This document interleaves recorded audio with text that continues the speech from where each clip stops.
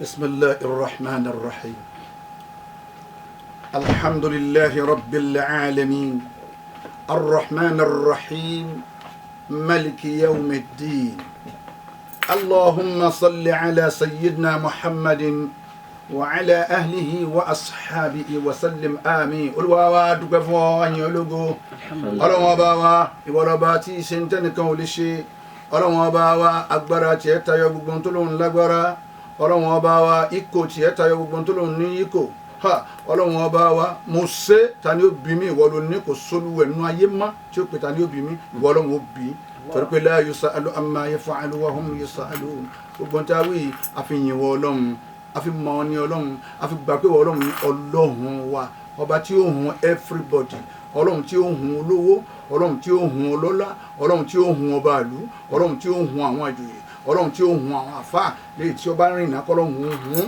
gbogbo wọn bẹ́ẹ̀ Ọlọ́run ti hun nù ó wà sí Ọlọ́run ó hun ìjẹba ti rán ọlọ́jẹ́ ṣé kìí ṣe ìfẹ́ inú ló fi jẹ́ gbogbo ẹ̀ pátá yóò hun everybody olùsòwò síbà tí ní oṣèlú ṣe ṣeré àjẹpadújẹ kọ́ lọ jẹ Ọlọ́run ní ń hun yín gbogbo ṣèkàṣèkà gbogbo ṣàbúrú gbogbo ọlọ́rọ̀ tí ò dá lẹ́nu gbogbo ń wá sí tí ò dá lẹ́nu gbogbo ọmọràn tí ò dá ẹnu tiẹ̀ lọ́wọ́ Ọlọ́run ní ń hun gbogbo yín Olúwa wa ìwọ ni Ọlọ́run wa abẹ́ ọ́ masa fẹsẹ̀ gbogbo wa léjú ọ̀nà la ilaha illallah bá a kẹ́ gbogbo àwọn afá wa lórí bàbá wa Sheikh Tajul Adabi bàbá wa Alhaji àgbà òun wà sí àgbáyé bàbá lágbàjì bàbá lágége àgbárígidoma àsùkùtì bàbá wa Àlàbí Òkìjìpá bàbá Ọlọ́run gbogbo wọn pọ̀ lọ́bẹ̀ bàbá wa máa híyà Ọlọ́run bá kẹ́ gbogbo wọn bá a gẹ̀ wọn àmọ́ ìyá wa ti ń bẹ nítẹ́ ẹni wọ́n sin bẹ̀ ẹni wọ́n sin sẹ́ńkùlé ẹni wọ́n sin wájú ìta ẹni ọlọ tí wọn ò rí mọ́ ẹni tá a gbọ́ mọ́ kó ẹ̀ mọ́ tó jẹ́ mùsùlùmí Ọlọ́run bá kẹ́ gbogbo wọn àwọn òkú tí wọn náà Ọlọ́run bá kẹ́ wọn papọ̀ Olúwa wa adúpẹ́ fún ọ afáyẹ wa islam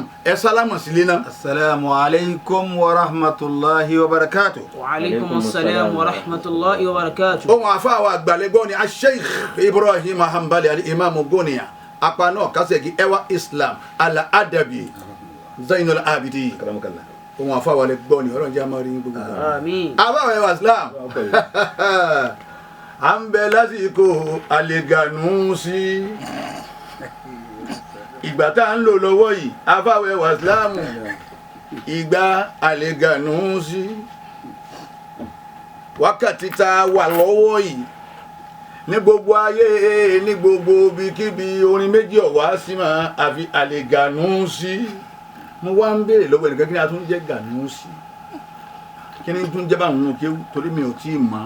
bóyá bí ẹ bá mọ tí ń bẹ lókè èyí ó sì wo tó bá parí ẹ èyí ó fi mọrú bẹ́ẹ̀ yóò sì tú àmọ́ báwọn afẹ́wà islam kò yé mi ẹ tú àlẹ́gànú sí. ẹgbọ́n tí mo wí nísìnyí èyí lè mọ́ tú torí ìmọ̀ tí ń bẹ lókè kéwọ̀ èmi náà kò yé mi. ẹ jẹ́ apájì kaba kéwù lọ kama kéwù mi lọ.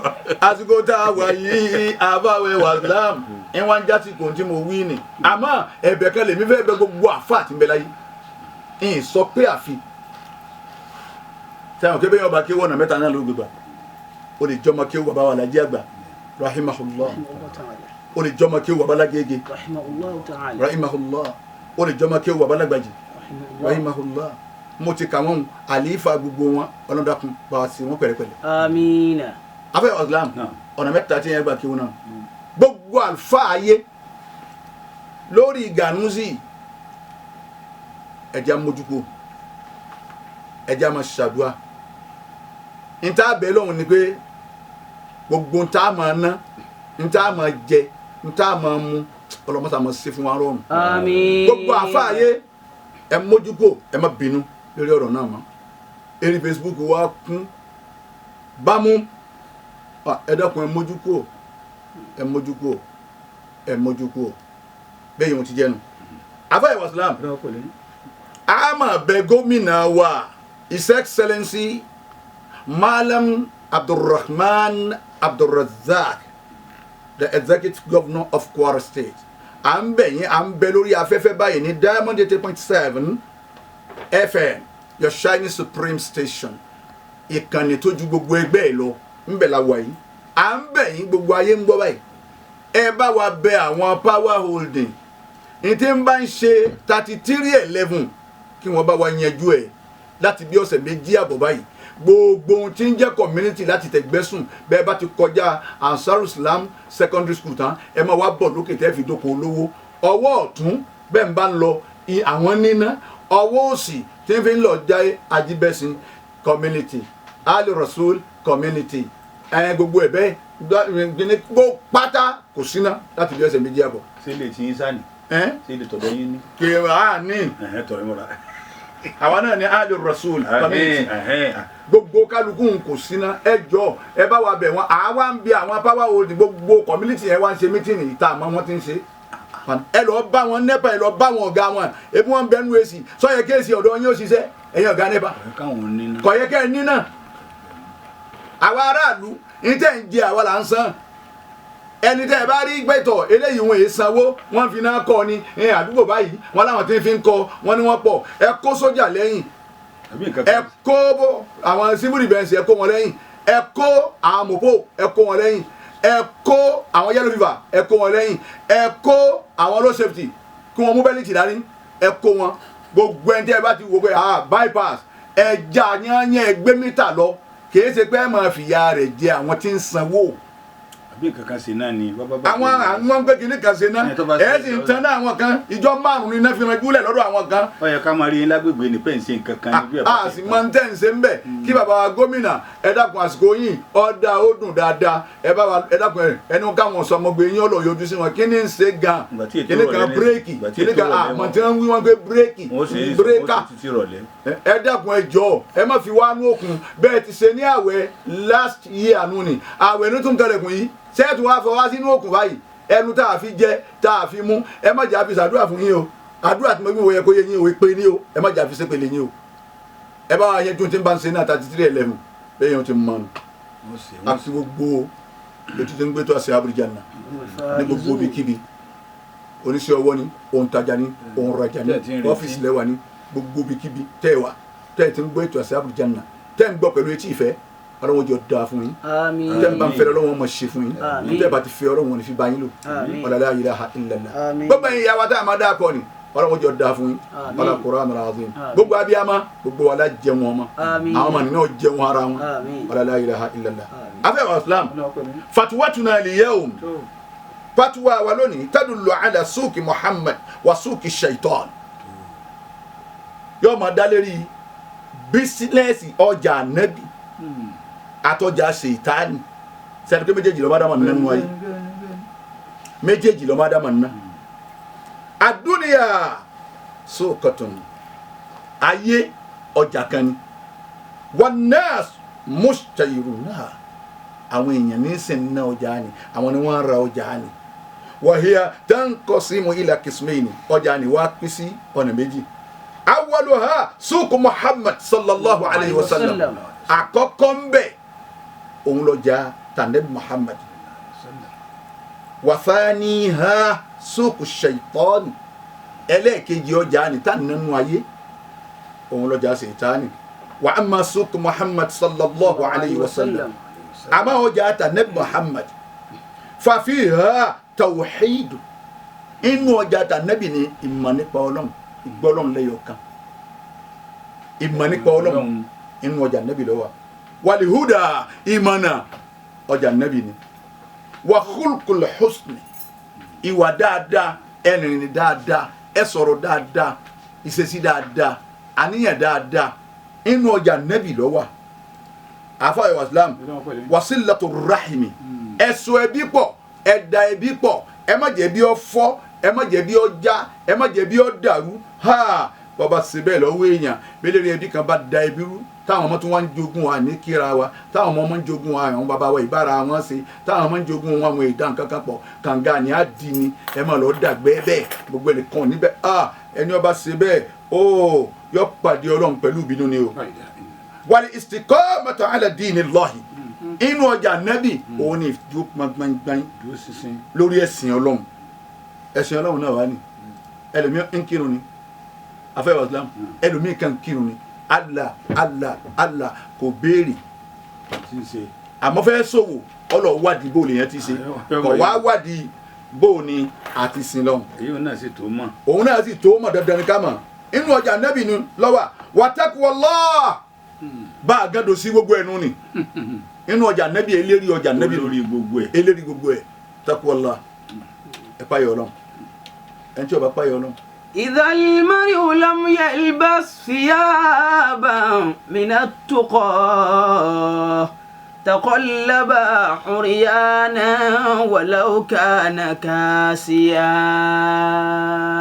aṣọ ìbẹ̀rù Ọlọ́run òun ló yẹ kéèyàn wọ̀ aṣọ ìbẹ̀rù Ọlọ́run ìrìn ìbẹ̀rù Ọlọ́run ìwà ìbẹ̀rù Ọlọ́run àníyàn ìbẹ̀rù Ọlọ́run ìṣesí ìbẹ̀rù Ọlọ́run kábàámọ̀ èèyàn ní márùn nítorí tó lọ́hùn ńlọ yẹ kó wọn máa bá lára ẹ̀dá mọ́nìyàn bọ́ọ̀dà sọ̀rọ̀ dá sí pẹ̀lú ìbẹ̀rù Ọlọ́run ni bọ́ọ̀yà yẹn ń gbólóhùn ìyá ní gbólóhùn pẹ̀lú ìbẹ̀rù Ọlọ́run ni bó sì ṣẹ̀ṣẹ̀ pẹ̀lú ìbẹ̀rù Ọlọ́run àwa tá à ń bẹ́nu lé ntọ́ba jẹ́ tìjọba ká ṣe é fún wọn àwọn ìjọba náà ntọ́ba jẹ́ tàwa aráàlú kí wọ́n fún wa àwọn méjèèjì wá ń ṣàbòsí láàrin ara wa ẹ̀rí nǹkan ni ọ̀nfàmí ńlẹ̀ òjì iná lò òfin ń fa mi ọ̀hún ṣe gbogbo ẹ̀ iná ló ń jín lò ó sì sanwó bó o láti ṣe ẹnìkan wá ń bẹ lẹ́gbẹ̀ẹ́ yín òun tiẹ̀ ń lò ná ń sanwó ẹ̀rí àwa ń jìyà ẹni tí ó ṣẹ̀.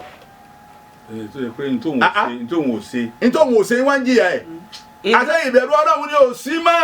إذا المرء لم يلبس ثيابا من التقى àwọn ìjọba wọn ní tiwọn àwọn aráàlú tiwọn náà wá pọ̀. تقلب عريانا ولو كان كاسيا. afẹ́wàsá ẹ gbọ́ pé excellency excellency ẹ gbọ́n tí mo wí excellency wọ́n ti pè nù ìsì ní tàwọn ọkùnrin his excellency tọ́wọ́ ti pé bẹ́ẹ̀ ń jọ wá wà ní your excellency àmọ́ tí ọba ti sí bẹ́ẹ̀ his excellency bẹ́ẹ̀ náà làwọn obìnrin excellency tí bàbá gbogbo Nàìjíríà wọ́n bẹ́ẹ̀ ń lọ níbi wọn bá ti lọ àwọn ìyá ń bẹ ń Kwara state gbogbo ọ̀nà wọn dí tán ọlá ìbò ọlá rédíò ọlá játijàti bí ẹ ti wọ̀lú pẹ̀lẹ́ o wọn ni wọn ń bọ̀ nbí o Ọlọ́run dákun mọ́sá síra rẹ̀ jẹ́ ó kú lọ́dọ̀ wa pẹ̀lú pẹ̀lẹ́pẹ̀lẹ́ káwọn náà sì máa bẹ pẹ̀lẹ́pẹ̀lẹ́ má jẹ́ nǹkan kan ó ṣe ń lu wa o má jẹ́ rí ọfọ́ excellence ń lu wa o Ọlọ́run yaba ti dé lu wọn náà bá wa fìṣọ́ ẹ̀ sọ wọn pẹ̀lú àwọn ọmọ wọn kó sì sọ àwa náà o Ọlọ́run kọ́ sọ ya o wọn ni wọn wá sí ọ̀nà wọn ni wọn sì bíríìjì gbogbo ẹ̀ wọ́n wí o Ọlọ́run bá wa sọ ya délé o afẹ́ ìwà Islam. wa khayru libasil mar'i ta'atu rabbih. afẹ́ ìwà Islam ọ̀la ayé ọ̀la ara jákujáku ni àwọn ìyá wa ta tó ní wọn ti gbogbo ọ̀nà yìí wọ́n máa wá bọ̀ ǹjọ́ kan a ní ti kankan mọ́.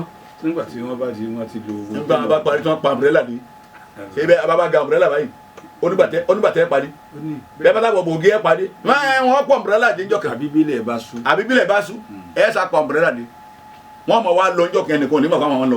má a máa tọ́ la laylu wala budda min tulu al-fajr. ẹ tún tẹ́ wí. bí òru ti wọlé gùn tó ilé ọmọ ńjọ́ kan.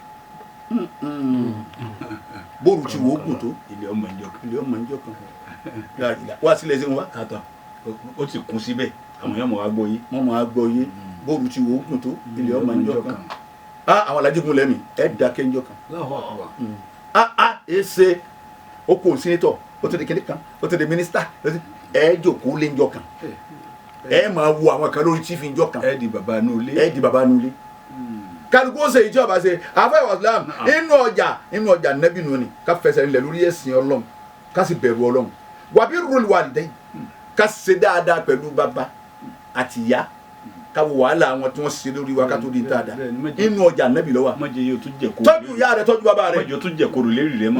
mọ̀jọ ìyá rẹ ó tún jẹ koro lórí rẹ mọ́ fìtínà yìí pọ̀ ṣé ń bẹ òyìn la fẹ́ sọ ni ṣé ń gbà tí ó bí ọ ni push bójú ara ní tẹmọ kékeré ń bẹ la gbàjáde ẹ̀yin tẹ ẹ bá tọ́jú ya yín tẹ ẹ tọ́jú bàbá yín bóun ẹ ti pàdé Ọlọ́run oyè Ọlọ́run. mọ̀jọ jẹ́ lẹ́nu rẹ mọ́ òun àti ìyá òun ń jà lọ́wọ́ báyìí. òun àtàlájà ń jà báyìí òun ò sì dùn pé òun tiẹ̀ á bá wọn sọ̀rọ̀ mọ́. àkọ́tọ́ sẹ́nu rẹ o. máa fún wọn lówó kì í ṣe pé mi ní fún wọn lówó bọ́tí mi ní bá wọn sọ̀rọ̀ mi lè jẹ́ kán rí mi. ìyá wa ń pé lágbájá àní ìyá wa ń pé ẹ fún mi ń fóònù rẹ lágbájá ń pè kọ̀ lọ. kọ lọ pé ìyá rẹ dákun pé ìyá rẹ Pé. gbogbo yóò tún wọn lè ṣe fún ọ pé wọn nìsín kí ló tiẹ̀ sí. kí làwọn alájà ó tiẹ̀ ṣe fún ọ bíbí tó bí tó ọ fi búlọ́ọ̀kì wọn bíbí tó ó búlọ́ọ̀kì àwọn àlè bíbí tó bí ọ̀hún ó ti àwọn àlè rẹ wọn ti ṣe àyà bíi kíní tí ń bẹ wájú mi ó búlọ́ọ̀kì wọn àwọn ń búlọ́ọ̀kì nọ́mbà àwọn alájì onífìtínà wọn pọ̀ àṣì padà. wọn ó búlọ́ọ̀kì rẹ lálùjẹ́ náà yóò lóun ó sì padà. kò ní í sí padà mo ti mọ̀ ọlọ́run ké ọ wá ń pọ̀ ń bá àwọn alájàjà ta ló bí ọ tọ́lọ́run fi ké ọ ta ló bí ọ tó fi lo jíìpù jàǹjà ta ló bí ọ tó fi kọ́lé tó jò bá rọ̀ tó ní mọ̀ pé ọ̀rọ̀ àfi tọ́ bá jáde ebi yá nìyí Ọlọ́run kọ́ra wọn kó púpọ̀. tọ́ bá sí ọ̀dànù kí ló ṣe nǹkan wàbílẹ̀ wà lídẹ̀ yìí ní ìsànà إما يبلغن عندك الكبر أحدهما أو كلاهما. أعوذ بالله من الشيطان الرجيم. بسم الله الرحمن الرحيم. وبالوالدين إحسانا يبلغن وبالوالدين إما يبلغن عندك الكبر إما يبلغن عندك الكبر أوريك أما إما يبلغن بابا وبالوالدين إحسانا.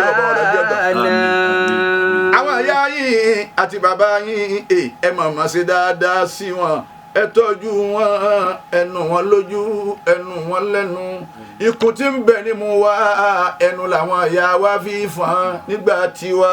وبالوالدين إحسانا. àwọn ìyá wa wọṣọ tuntun àhùn eyín lọ́wọ́ afáwẹ̀ wa Islam àwọn ìyá wa wọ́n ti wọṣọ tuntun àfi ìgbẹ́la fọ́nsá sọ náà. وبالوالدين إحسانا. وبالوالدين إحسانا. وبالوالدين إحسانا. وبالوالدين إحسانا. afẹ́wà Islam sáárà lè jẹ́ nílẹ̀ lára àwọn ìyá àti bàbá báyìí. gbogbo ti ṣe ìyá rẹ̀ àti bàbá wọ́n tó ń jẹ́ wọ́n tí yá rẹ̀ ń jẹ́ àti bàbá wàṣọ tó ń wọ̀ wàṣọ tí ń bẹ lọ́rùn àwọn ìyá àti bàbá. ìwọ ń lo mọ́tò ìyá ò lò bàbá ò lò àtúwọ̀ ààrẹ lòmí òun ń gun ọkọ̀ ìyá rẹ̀ sì ń gun ọ̀kadà ààrẹ lòmí òun ń gun ọkọ̀ bàbá rẹ̀ ọ̀kadà ní í mú báwọn bàbá lọ jímọ̀ kí ni ń ṣe ọ̀tọ̀ lè pé dírẹ́bà gbogbo ọjọ́ jímọ̀ láyé aago 12 máa ń sún family house àwọn alájà gbé wọn lọ àtàwọn ọ̀rẹ́ wọn àwọn aláàjì gbé wọn lọ àtàwọn ọ̀rẹ́ wọn ìwọ ń jayé àwọn bàbá rẹ̀ ń rí nira ìwọ náà sì bímọ sáyé èso lógbìn ọkà jẹ. وبالوالدين إحسانا. ọ̀rọ̀ ọlọ́run ni وبالوالدين إحسانا ọ̀dọ̀wọ̀ yín pẹ̀lú àwọn òbí yín méjèèjì inú ọjà Nabi Muhammad lọ́rọ̀ yìí wà. إما يبلغن عندك الكبر. èyí tá a bá ní ó dàgbà kó dógóńgó àgbàlagbà sí ọ lọ́wọ́. أحدهما أو كلاهما àbí àwọn méjèèjì.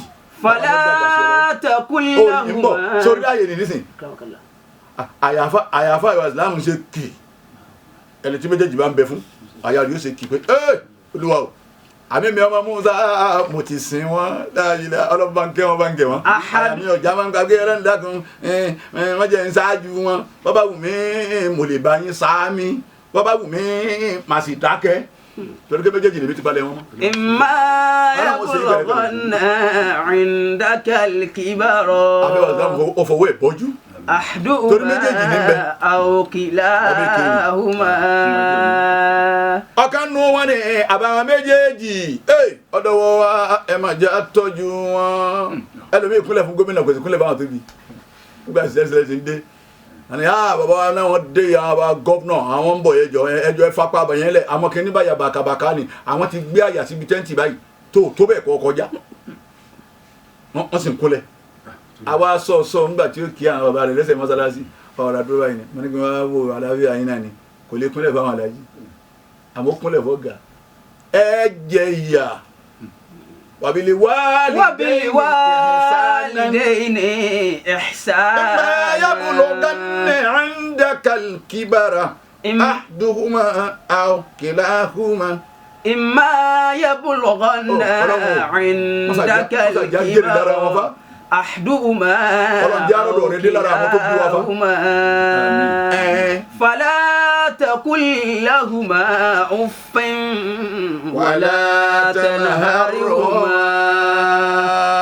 àbẹ́ àwọn islam ọlọ́run lọ gbọ́dọ̀ sọ gbọ́dọ̀ tí ó da sí wọn fẹ́ sí ọyìn. wàhálà yín ti pọ̀ jù. alájà fìtínà yín ti pọ̀ jù o ntẹ́mi ìfẹ́ wá yín ni ìyá tó bí ọ̀sá yé. fìtínà tí ń fìtínà rẹ̀ wàlá tanharihuma. kọ́dà bí títún fìtínà rẹ̀ wà fẹ́ ọ̀sá oore ló tún jẹ́ fún ọ. ọ múra mọ́ náà ni. ọ tún múra mọ́ náà ni mo ti fẹ́ kó sínú ni. kí lórí tó fi sá tẹ́lẹ̀. àbẹ́ ọ̀sá mo ti fẹ́ kó sínú o ṣe wọn àkàbí sọ̀rọ̀ ẹnu ọ̀nà yìí wo kó tún kọ́ ọlọ́run ó bò lásì. ó ti lọ́lọ́run ó bò. ó ti lọ́lọ́run ó bò ó sì mọ̀ pé o ní lọ́wọ́. ó ti bò náà ni. fala taqul lahuma uffin. فلا تقل لهما أف ولا تنهرهما. àdánwò tó ní kọ́ mo pé wọ́n ṣe ń tó dùn mí ni sórí bí wọ́n ti ṣe ń tó dùn ọ fún ọ ìdánwò ní kọ́nà ìjọ pàṣẹ.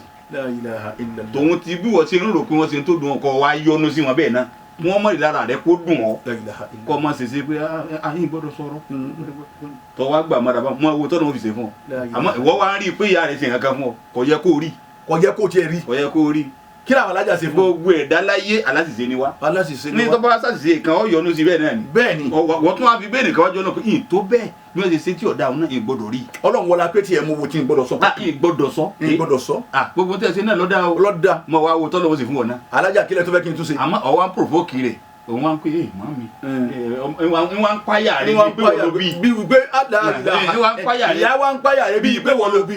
ọlọ́run yí ọ padà o. ọlọ́run yí ọ padà yí padà ni. lọ́kùnrin yí padà. tóró le báwọn. afáyà wàsílám ká ṣe dáadáa pẹ̀lú wọn nínú ọjà nẹ́bí lọ́wọ́ wa kaffa an maharimillahi ta'ala àti kóra ẹni níjànú níbi gbogbo tọ́lọ́run ṣe léwọ̀ ẹ wo sì náà èèwọ̀ ní sára ayọ̀rọ̀ akóńjànú báyìí tójú ńkọ́ tọkàn ńkọ́ ẹ̀mẹ́ta wọn ní ayọnu owó yàwó fa ọ̀nyọ́lẹ̀ ẹ̀mẹ́je ní bomi sẹ́nu ní ntú ìkórè ẹni ìjànú ká kórè ẹni dó ń bẹ̀ nínú ọjà nẹ́bì lọ́wọ́ wa shurbil muskirat àti ká máa mu gbogbo tí ń hún ní àti ká máa mu gbogbo òmùkúmu. ẹlòmíì lè mu ìtọ̀. àní wọn ní kíní kan tó fẹ́ mashallah. wọ́n ti gbégbò kalẹ̀ wọ́n ti mu tinú ẹ̀ tán àwọn wá tọ̀ sí ọtí náà ló pè. ó tún dà sọ́hun. ààyè ìmọ̀kùmù yìí. La ilaha illallah. الناس قوم سخافوا لا عقول لهم استبدلوا حوض تسبيد خانا. àní kẹ́lò mi ò kírun tá kó sì mú tẹ̀sùn bá a kọ́ máa ṣe subhanallah subhanallah subhanallah èyí wọn mọ kò tẹ́ lọ́rùn bí kò sáná sí igbó kókó rọ̀yìn bí kò ra sìgá pákẹ́ẹ̀tì mẹ́jọ kó mú tán àwọn máa kó ga. èyí ń dùn mọ́ ju kó sọ pé subhanallah lọ. لو كان ذلك ذكر الله ما قربت إليهم النار إجلالا لمولانا. gbogbo ẹ̀yẹ́ mọ̀ ẹ̀yẹ́ wa dé mú mugumu ọlọ́wọ́ yọ ọlọ́kàn yín. kò sí ní dàsẹ́nu tiwa náà. kò sí ní wàá dàsẹ́nu tiwa o ọlá Qur'anul Azim afẹ́ wàsílám inú gbogbo tọ́lọ̀ ń ṣe léwọ̀ ká jìnà sí tọ́ gbogbo tí máa hún ni ní ìhún ríra gbogbo òmùkúmu ká jìnà sí wajahadu fi sabilillahi ẹ máa jagun sójú ọ̀nà ọlọ́run bóyá pẹ̀lú owó wọ́n lówó wọ́n fi jagun kùnrin mẹ́rin sí lérí kò kí ni wọ́n fẹ́ lù kọ̀ọ̀kan o. ẹ jagun sójú ọ̀nà ọlọ́run inú ọjà nẹ́bì lọ́wọ́ wa husni niyya àtàníyàn dáadáa àníyàn rẹ̀ faqala fi hadithi Ànábì wa sọ nú ọ̀rọ̀ ẹ̀ walladhi nafsi biyadihi mo búra pẹ̀lú ọlọ́run ọba tẹ́mi mi ń bẹ lọ́wọ́ ẹ̀ la tadkhulunna al-jannata kullukum illa man aba. abẹ́ ọ̀sán illa man aba. illa man aba yadkhuluna an-nasa al-janna bẹ́ẹ̀ni illa man aba. àwọn èèyàn wọ àlùjánnà àfẹ́ni ọba kọ. kullu an-nasi yadkhuluna al-janna. abẹ́ ọ̀sán qila ya Rasulallah àwọn sàbí wa ní ìwọ òjíṣẹ́ ọlọ́run wa man ya'aba an tadkhula al-janna tani ọ̀wà akọ bó ni ó ti ṣe bó lè rí àti ìdarí tó tó gbọ́n bó lè rí rẹ̀ ó ṣe wá fọ́tò tí lòun ò ní wà lìjẹ́ tí olóhùn ní wàlìjẹ́ náà àwọn ni wọ́n ń bẹ̀ fàkọọ̀lẹ̀ anábì ni wọ́n ń bẹ̀ ọwọ́ dáhùn lóhùn mani ata'ani dakhala aljanna ẹni ó bá tẹ̀lé tí mo sọ nípa ọlọ́run tó tẹ̀lé mo ti júwe ọlọ́run fún wọn tí mo fi ṣe ọlọ́run tí mo jẹ́ fún wọn ó tẹ̀lé ó mú lò yóò wà aljanna wa man asani dakhala an-nar tó ẹni bá wá sẹ́ ọ̀tàkùtọ̀lọ́n lára nẹ́bí Muhammad ọ̀tàkùtọ̀lọ́n lára nẹ́bí Muhammad dakhala an-nar yóò wọ̀ náà afa ọ̀rọ̀ ni sáàmù yẹn ọ̀tàkùtà nẹ́bí ni èyí ò tiẹ̀ pọ̀ nísìnyí ẹ wí dáadáa èyí ò pọ̀ nísìnyí ìtakùtà nẹ́bí pọ̀ torí gbogbo ohun tó ní àṣẹ tó kọ́dà àfa mi ò sí tí àwọn káwọn kan bẹ wọn yìí kírun àfa ni wọn yìí sì kírun àgbẹ̀ sáfà náà wọn yìí sábà ní ọmọ kéwú náà nù ọ̀dà àfa ti mutí ńkọ́ àkọ́mọ́ tó lọ́n wí fún náà nù kò yé nu kò mọ ntọ́rọ̀ ń sọ yóò wá jíyà ìmọ̀ ọ̀dà àfa ti ń sawó ńkọ́ àwo awo nínú àwọn abádébìrì wọn ọ̀jọ́ra wọn àjọ ṣe mítìnì ni àwọn ọ̀jọ́ra wọn àwọn alófàáfá nù gbogbo tí ó lò ọ̀dọ̀ wọn ní tí máa lọ gbà èyí wọn ní sábà ọ̀dà àfa tó gé apá tó gé erí tó gé ọmú tó gé gbogbo àsákà tí ń lò kọ́dà bí màálù tán lẹ̀ àlùkò ní òpin agéda wa ẹni ọwọ́ agé ńkọ́ ṣé àtọ́ sì lè ọtí ṣe pé àfa sì ni. ẹni bá pa àyàn wọ́n pa òun náà ni bí o sì rí ipa ọlọ́wọ́ sẹ̀tàn fún un. ọba gbé bẹ̀rẹ̀ lọ́dọ̀ ọlọ́run ìsàlẹ̀ Muhammadun Rasulullah. ìbàjẹ́ fún ayé ni. nǹkan bẹ́ẹ̀ nínú ayé wa. wa amma suqu shaitan. àmọ́ ọjà ti èṣù. ọjà abúnú. ọjà ti èṣù. afẹ́wọ̀ islam fiha shirku billah inú ọjà tiẹ̀ ọjà tà nẹ́bí lẹ́gbọ̀n tọ̀ inú ọjà ti Sàtánì inú ẹ̀ ní ìṣẹ́bọ pẹ̀lú ọlọ́run nítorí òun gbé yín dání ìdá nǹkan mi pọ̀ mọ́ ọlọ́run sẹ́ ìbọn ọlọ́run worogún pẹ̀lú gbogbo ẹ̀ inú ọjà ẹ̀ lọ́wọ́ wal kibriya àti motomoto wal hawa àti fẹ́ ẹnu inú ọjà Sàtánì lọ́wọ́ bọ́ ọba ti rí tó nífẹ̀ẹ́ ẹnu tí wọ́n kí ọ̀nù lọ́tọ̀ gbọ́ ọjà Sàtánì lọ ná wal akhlaqul qabih àtàwọn àwà tó burẹ́wà tí wọ́n gbọ́dọ̀ ká mọ́yàn lọ́wọ́ abẹ́ islam kò sẹ́ńtì sẹ́ńtì ọ̀dà tí ọmọ kò mú un ṣe tí ọ̀dà tó mú un. ma haka fi sadrika wa karihta an yattali alayhi an-nas. ẹ tún fún àwọn tí wọn náà ń ṣe òun ò ní fẹ́ káwọn èèyàn bọ̀ ń bẹ̀. náà ní tí wọ́n ń pè ní ìwà abú náà ní téèyàn ń ṣe tó ní fẹ́ kí òun náà ń wò yìí ń wọ̀ òun náà ti ọ̀lẹ̀kùn méje ló ti mọ̀ rí. La ilaha illallah. ní àpọ́n tó dé àwọn ti yẹjú ẹ̀ tán. bí wọn ò ṣe jí wọn mọ̀ òun náà nínú ọkàn tiẹ̀ náà òun náà mọ̀ pé kódà. àmọ́ òun ṣe nǹkan lọ́wọ́ ó sì dá lórí ọtẹ́kùnrin lọ́wọ́ ń tè láwà lọ́wọ́ wọ́n yẹ kán lẹ́kùn ẹ wọlé ọfẹ́ wọ́n bá lọ́wọ́ òun ni nǹkan tó ń ṣe. afẹ́ islam bàbá bí ọmọ márùn ló bí bàbá kan ọmọ márùn ni bàbá yìí bí nígbà tó wá pín ogún ẹ̀ fún wọn tán ṣe àwọn káwọn wọn máa ṣe wíìlì kalẹ̀ táwọn ń pè ní wàsíyà ó sì léyìí tó mú lọ́ba ti pọ̀ jù sẹ́ni yóò ta kò mí. wọ́n tún ta tọ̀ afẹ́ islam àwọn márùn yìí nígbà bàbá yìí wà múra tí ó kú oríṣiríṣi pé gbogbo nǹkan mo pín fún yín àmókù kí n pe ọlọ́run kó sì dáhùn nísìn tá a mọ̀ wá fẹ́ gbé fún un. bàbá tó èyí náà tó ń bẹ ẹrú bàbá. ó ní n bá pọ̀ ọlọ́run nísìn ẹ̀yin náà sì mà yóò sì jẹ́ mi ní ìyẹn ní pé gbogbo nǹkan bàbá yìí ní. ètí èmi fi bẹ lọ́hùn ni. wọ́n ti pín àwọn yòókù tán ọwọ́ ayọkọ̀ yọ̀ kan ta ni ó wà gbà yí báyìí. ta ní fún un. ọlọ́dà ní tí ó ṣẹlẹ̀ ẹ lọ ra ọ̀bẹ márùn wa ẹ sì ra adìyẹ márùn wa ṣé márùn náà ní ọ̀bẹ márùn adìyẹ márùn. afẹ́ ìwọ̀sán àwọn ọmọ kó ọ̀bẹ dé àtàdìyẹ bàbá ní ṣé márùn ti gbé ọ̀bẹ tiẹ̀ dà ọ̀bẹ tọ̀ adìyẹ tó kálukọ́ fa tiẹ̀ lọ́wọ́ ẹni tí fúnni tọ́sẹ́kù yìí tẹ́mi fi pe ọlọ́run tọ́lọ́run fi dáhùn ẹ lọ́ọ́ dú àwọn adìyẹ ní ibi tẹ́nìkan ò ti ní rí yín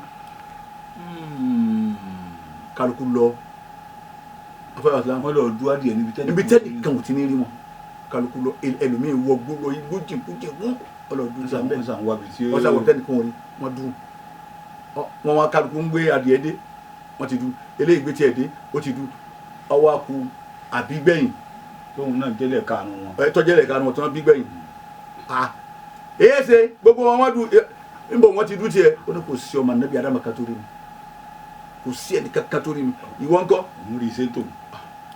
ọmọ wa ní èmi náà mo wo gbogbo ẹ̀ lọ ọmọ wa wò pé kò sẹ́ni ó rí mi ọlọ́run sì ń rí mi ẹnìkan bẹ tí ń rí òun. ẹnìkan bẹ tí ń rí mi ọlọ́run ní mi ọlọ́run ní Allah bàbá ní la ilaha illallah tọ́ ìwọ ní gbé fún.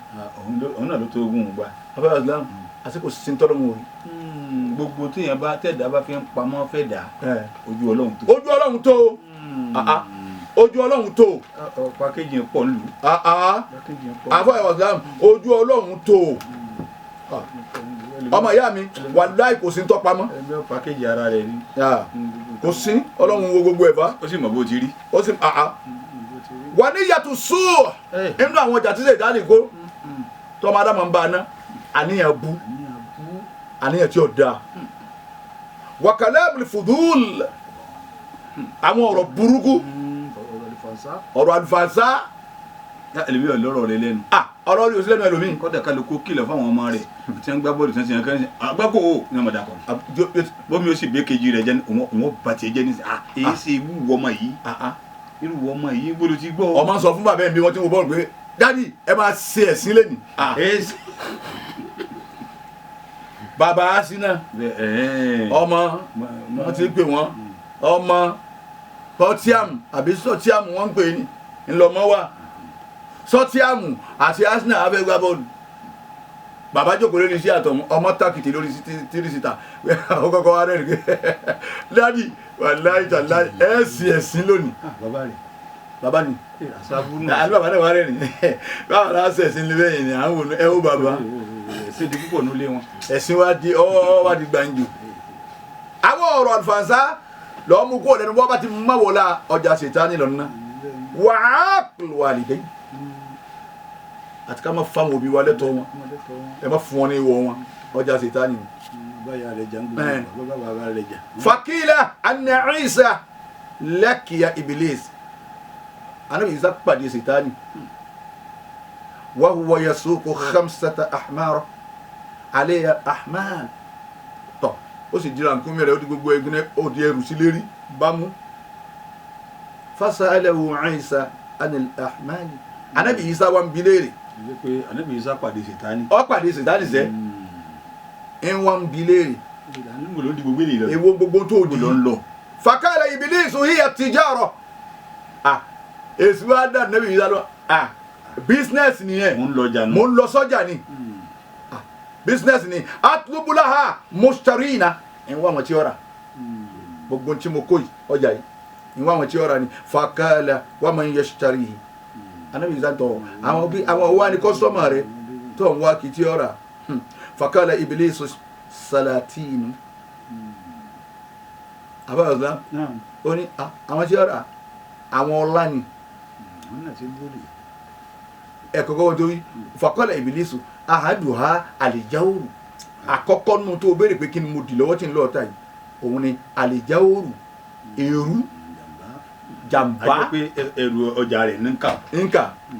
qala Isa wa man yashtarihi alijawuru tó wá wí èrú jàmbá ta ni ó rà á fakala Iblisu as-salatin àwọn ọlá ni àwọn ọlá àwọn ni wọ́n rà àwọn ni lọ́ọ̀ta wọn. wàfáàní ẹlẹ́kejì inú ọjà alikibru òun ni motomoto ìgbéraga. òun ni kò tó nǹkan o yóò sì máa lu fi. yóò sì àdúgbò ń bá ń bínú bọ́n ọba ti fún un lépo mu òun ìbínú wọn wálé màá bá nǹkan jẹ́ nulẹ̀ òun wọ́n fọ́ nǹkan nulẹ̀ ọ̀gbọ̀ tí n bá ti ṣe kọ́ sẹ́ńtì òbí mi alikibru motomoto. qala Isa wa man yashtarihi anabi Isa níta ní ọwọ́ ara qala shaytanu adahakinu àwọn àgbààgbà nùlù.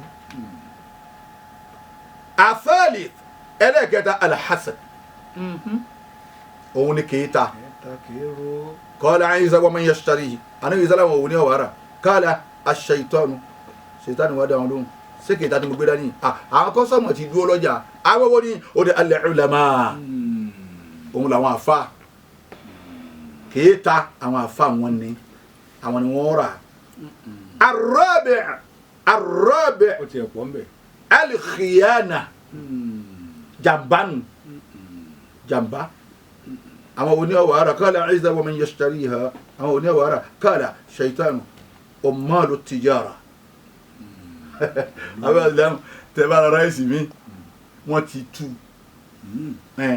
fún lókà ni kẹ́ máa wo tìjára tó wí o pé àwọn tí ó rà àwọn jàǹbá àwọn olówó wọ̀nyí ni wọ́n ti wá tú wọ́n wàá mú ike bíi méjì wọ́n bù kú ònú ẹ̀ wọ́n wàá mú ike kan àbọ̀ tí ń jẹ́ fọ́nrín wọ́n wàá fi sí lérí wọ́n wàá ràn padà wọ́n dà lé tiwantiwa wọ́n dà lé tiwantiwa lérí ẹni bá gbẹ̀rẹ̀ sí délé wàláì fọ́nrín ni wàláì fọ́nrín tòmátò ní tòmátò ẹ tí tú kan lẹ̀ ẹ gbọ́ bá tòmátò ní ẹ máa gbé ráìsì lọ́ọ́lé ẹ máa gbé epo lọ́ọ́lé wọ́n ti yọ abẹ́lé àsídàjì ìgò la ilaha illallah muhammad rasulullah àfọ́jà ṣètánì ni gbogbo ẹni tí ń bá ń tarú ẹ̀ gbogbo ẹni tí ń bá ń serú ẹ̀ àfọ́jà ṣètánì ni qala Isa wa man yashtariha qala shaytan umaru tijara àwọn náà ni wal khamis afẹ́ wa islam ẹlẹ́karùn-ún wọn járe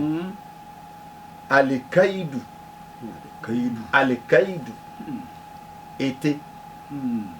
ète faqala Isa wa man yashtarihi anabi Isa ń ta shaytanu an-nisa ọlọ́wọ́n tí ọ̀rọ̀ ète òun làwọn obìnrin afẹ́ wa islam àáfà lóhun òun fẹ́ lọ kéwú ó wá lọ ó sì fìyàwó lé ọwọ́ akéwú lọ nígbà tí wàá fọwọ́ adé tá a fa kéwú tí ó ké tán gbogbo ètí obìnrin àfa kọ àfa kéwú gan gbogbo ètí òde ìyàwó rẹ̀ wá ní ẹ káàbọ̀ láti bí ọdún bíi mẹ́rin ẹ kú sí ọlọ́run ọlọ́run tiẹ̀ ní ẹ sì bá wa dáadáa kò sí nǹkan kan bẹ́ẹ̀ ti tọrọ fún wa náà ọlọ́run ṣe ó ní wà ìyàwó mi ọlọ́run jọ da fáfá àwọn tọkọ mu kéwì òun kọ́ gbogbo tóun fẹ́ kọ́ òun tó wá kọ́ nípa ètè yín kò sí ètí obìnrin tó wọ̀n obìnrin ní Allahu Akbar ní tí wọ́n ń wí fún ìyàwó ní sọ fún ìyàwó ẹ̀ Allahu Akbar ìyàwó wa sọ obìnrin ní ètè ọlọ́mọjà jálu kànga ètè wọn abẹ́rẹ́ islam obìnrin wa sọ obìnrin fún ní bí oṣù kan ó ti dé àbá lẹ́kẹ̀ẹ́ tá àbá lóhùn kọ́ kí wọ́n kọ́ ètè wọ́n ń sunrun àìsùn àbá ń gbádùn òun àìsùn tọ́lọ́ sí ní nǹkan bí aago kan òru lóbìnrin bá ní yé mo dárẹ̀ o ọlọ́run àwọn ọmọ yìí sì kéré kí ló ṣẹlẹ̀ àfa fòlé kí ló dé ìyá kínní mo ti ẹ̀ nǹkan náà rìn inú ara mi rìn ni ẹsẹ̀ mi tún wá wúwo orí gbé òun ò rí gbé ọlọ́run mọ̀ ṣàánú àbíbò wá ní àbá àbí kí n lọ ọ̀rọ̀ omi kọ́ ẹkúnlẹ̀ sí ẹkúnlẹ̀ àbá ní tó àbá wa kúnlẹ̀ àbá dáwọ́ délẹ̀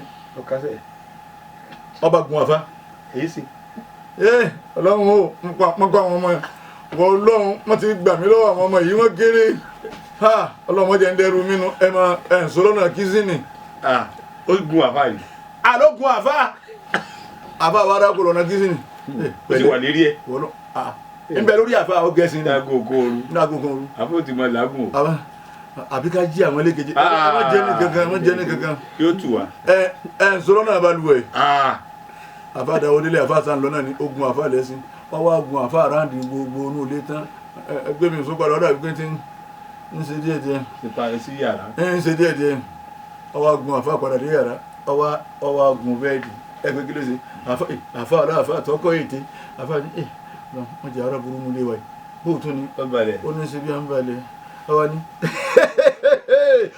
àfa wa wò aṣọ òbúrọ̀ sì bọ́ lára àfa nǹkan kan ò sí ọ ọdẹ yìí tẹ lọ kọ ètè ẹ̀kọ́ yìí ò mọ ni ẹ̀kọ́ yìí ni ẹ tún rí mi. inna nisa shayatinu khuliqina lana. wọ́n bá múra òde àfẹ́wà táwọn obìnrin múra òde wọ́n bá wá wo gbogbo ìtàn tí wọ́n kó àyàbó òde wọ́n máa wá sọ fúnra wọn wọ́n á dá mọ́ bí reception tá à ń bẹ̀. bó ṣe gbà múra òun ní ètè náà ni bó ti rí kọ́hún bó ti rí kọ́ ẹlẹ́mi ò lè kò ṣe é pàdé láàárọ̀. bó ti rí kọ́ ló múra wá reception. ìmúra rẹ̀ ń ná ètè náà. àga lẹ́lòmíì pàhálàbá yìí lẹ́lòmíì n ti ń bẹ da àyà òsì tó lóun kó bóde tó wá fi da wọn gbogbo ọjà mọ́ àlámù yìí náà n ti ń bẹ ń bí òtó kan wọ́n wá lọ fi kẹ́ni kan tì síwájú. àfi kọkùnrin ọ̀rẹ́ ju rẹ̀ ńlẹ̀ kọ́ máa lọ fẹ́ yá yá. kọ́ máa fẹ́ yá àyà rẹ̀ n ti ń kànú ayé nu ọjà ṣètáàní ni. kọkùnrin ọ̀rẹ́ ju rẹ̀ na'udhu billahi min sharri shayatin. na'udhu billahi min sharri shayatin. ẹni ó ní ìyàwó tó wá ní ọlọ́run kan sá sọ wá bí èso ọ̀kan ló gbé léyìí necessary evil nu. ẹ tí ì rí yẹjú. ẹ rí yẹjú ọwọ́ máa bẹ lóhùn ni pé ọlọ́run sá sọ wa afẹ́wà Islam kí lè bẹ sọ báyìí. kò sí nǹkan kan tayọ pé kéèyàn jókòó ṣọ́ọ̀bù ẹ̀ ọlọ́run sì ti gbé ṣọ́ọ̀bù tiẹ̀ kalẹ̀ ọ̀rọ̀ ọjà lẹ́sọ. bẹ́ẹ̀ ni àdúnìyà souk ọjà ayé tá a wà gan ọjà ni kéèyàn wá sọ ní tí ó rà ń bẹ́ẹ̀ torí gbogbo nǹkan ló pín sí ọjà kó tó di pé yóò tú. khairul biqa al-masajid wa sharruha al-aswaq. La ilaha illallah. ilẹ̀ tó dáa jù láyé ilẹ̀ mọ́sálásí tẹ́tí sí náà. wa sharruha. ẹ̀ka tá a lẹ̀ gbogbo àwọn ọjà dé kò dáa kéèyàn kánjú kéèyàn ọmọ yára dọ́jà. ẹsẹ̀n ẹ̀yin tẹ̀ ń bẹ nílé tẹ̀ ń gbé tó àṣà àbúrò náà ẹ̀ lápẹ̀ tẹ́tí o. kò dáa kéèyàn wọnúwọ òun lòun kọ́ dé gbogbo àwọn àmọ́ kò dọ́jà. àkọ́kọ́ oore fọ́mọ mùsùlùmí láyé ibi o ti kírun máa farabalẹ̀ ńbẹ̀ kó tó máa dìde. mọ̀mọ́ sáré ǹdẹ́ mọ́sálásí mọ́. ó ti wò ó lè mọ kó dà bó ṣe di mẹ́wàá ni gbìyànjú kọ́ máa kánjú mọ́. òun làwọn kan gbọ́ yé ẹni tí ń ṣàdúrà mọ́sálásí tí yóò mọ́ ń bá kírun tá tí ó gbé máìkì tó ṣàdúrà wọ́n farabalẹ̀ yọ ṣàdúrà pàtó tó jáde. ọ̀kan tó nù èyí náà da ọ̀tẹ̀ pé kálukú wọ́n jọ mọ́ sáámi wọ́n jọ mọ́. ẹlòmíín sì ń sálámà gbàràtẹ sálámà báyìí ó dìde nù. ọba torí ìmọ̀ farabalẹ̀ lẹ́yìn ẹ̀yìn rún oore èèyàn pọ̀ àti bọ̀tán yóò sì dá Ànábì ló sọ bẹ́ẹ̀. Ànábì Muhammad ń bẹ sallallahu alayhi wa sallam. sharrul biqa al-aswaq àwọn ọjà ni ilẹ̀ ẹ̀bù èèyàn ò sì tún gbọ́dọ̀ lọ́ra kó ṣe pé wọ́n lọ́ọ́ máa kányìn ọjà ọ gbọ́dọ̀ yára dé ọjà. o sì gbọ́dọ̀ kányìn ọjà. àwa làwọn akẹ́yìn. aago méjìlá làwọn mẹ́rin kọ́ iṣẹ́ wọn sì dọ́jà ń bò mí láago kan tọ́lọ̀ bá ní báyà yín da travel bọ̀ ní àwọn akéwì wọn. ọkùnrin ọlọ́kùnrin wà èkó randaba tó àwọn ibi tí bá ṣe ẹ bá wọn tí wọn tajà. ọkùnrin ọlọ́kùnrin ló sì jòkó dì. láago kan náà. òṣìṣẹ́ pẹ̀lú ẹni tí obìnrin tó bá jòkó dẹ́sì kò ní òun gán ti di dàkúdà báwọn. ó ti dàkúdà o. èyí tó yẹ pé òun náà ti kọ́kọ́ débẹ̀ kọ́ bá a mú. La ilaha illallah. ẹlòmíì sì ní gbogbo ẹ̀sìn tí ọgbọ́ yé púpọ̀ yóò sì yanjú gbogbo nǹkan tán lé yóò tọ́jú ọmọ lọ́nà ní ọ̀tajà wa. bẹ́ẹ̀ni bẹ́ẹ̀ni. ẹni tí máa ń pẹ́ lọ́nà ní ọ̀tajà wa òun náà ló ti bàtà. ọlọ́run ó sì bàtà. àmọ́ wàhálà kòókò yìí ń wò pé ọ̀tá nǹkankan. ọ̀dà nǹkankan náà ni pé wọ́n ti tẹ̀sí lónìí ọjà kéyìn kálukú jòkó ń ṣọ́ọ̀bù tọ́lọ̀ ń fi sí kò sì gbẹ́mí pọ́lọ̀ ní máa ṣe gbogbo nǹkan fún yàn ẹni ọba ti gbọ́kànlẹ̀ lọ́dọ̀ ọlọ́run sì ń sì tó. lọ́kà nàbí ló bẹ̀ yasudadu labẹ́ bógínà lakana kullu labibin mithla qarun lakinna mali risiku bil mizani min hakamin yuti labibun wa yuti afawa islam ase agbára kọ́ lówó. agbára kọ́ ọ̀dà Kárúnà tẹ́ fi ṣàpèjúwe òun nísìn níbo lówó rẹ̀ yọrí sí. níbo la yọrí sí. wọ́n ṣàgbákò náà ọ̀yọ́rí bí ọ̀dà.